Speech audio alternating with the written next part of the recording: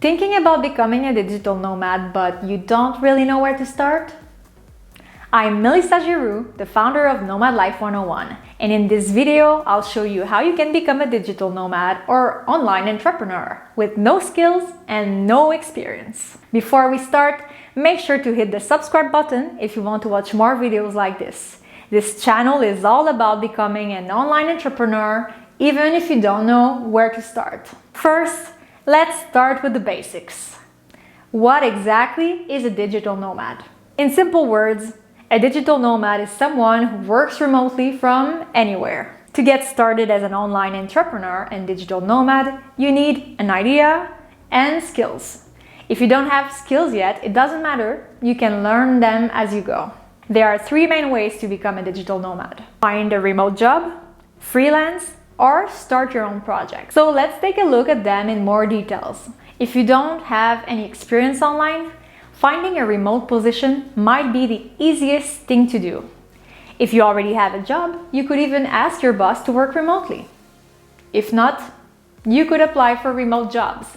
I'll add a link to the best websites to find remote positions in the description below. Once you get a remote job, you can then pick your destination. But there's one thing to keep in mind: the time difference, especially if you need to attend virtual meetings. If you prefer to have more flexibility and you are looking for a side hustle until your own project takes off, a great option is freelancing.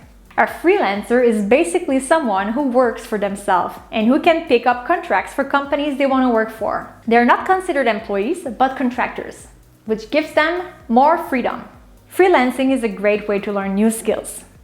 You could do anything from graphic design, virtual assistants, copywriting, creative writing, and more. Basically, you are paid per hour or per project, and you can work with multiple clients at the same time. If you want to learn more about freelancing, I'll leave links to some of my blog posts in the description below. You'll find articles like how to get new clients as a freelancer and things to know before you go freelance. Finally, if you prefer to start your own project, let's see how you can get started. Starting your own brand or project comes with a lot of work and challenges. Having an idea is not the only thing to consider here. You should think of ways to monetize your idea, and you must evaluate the competition. Once you are sure you can beat your competitors and you know how you plan on monetizing, you must work on the basics of your brand. To do this, you can ask yourself the following question: what do you want to be known for? What makes you different? What is your business about? What problem are you solving? The idea here is to be able to explain your brand in just 5 seconds. It should be clear for you and for your audience. Whatever you decide to do, the goal here is to get started. Online entrepreneurs and digital nomads need to take actions every day to reach their goals. And that's even more true when you work for yourself. So how do you decide which path to take? Well, I'd recommend you ask yourself the following questions. What kind of skills do you already have? Can you use these skills to start an online business? What are your main interests? How much time and/or money are you ready to invest? Can you hold yourself accountable, or do you need an external source of accountability? Once you have the answers to these questions, you may get some new ideas of what you could do. If you need inspiration, you can take a look at our interviews with different digital nomads on nomadlife101.com. I will leave the link in the description below. If you decide you want to work for yourself and start your own project, there are a few things you should keep in mind. The first thing is that learning a new skill takes time. This is why you may want to focus on some skills you already have. So, for example, if you decide that you want to become a software developer, well, you will need to learn how to code first, right? The good news is that there are so many free resources on YouTube, on Facebook, or on the web altogether. You might just need to readjust your expectations and keep your goal realistic. The second thing to keep in mind is that if you want to just quick money, you might be disappointed.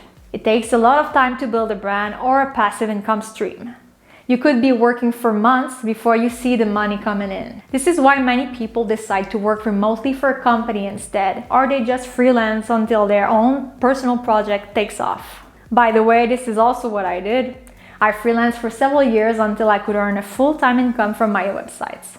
By freelancing and working on my own project at the same time, I was able to support myself abroad. Finally, once you're able to work online, you can simply pick a destination.